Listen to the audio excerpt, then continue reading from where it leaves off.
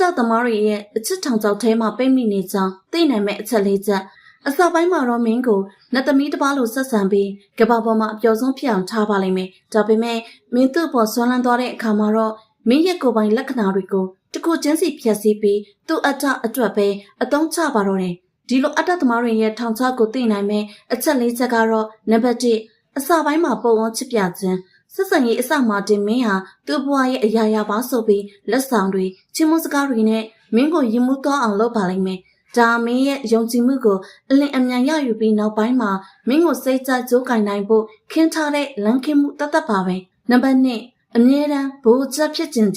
စကားပြောရင်သူ့အကြောင်းပဲပါရမယ်သူ့ပြဿနာကမှ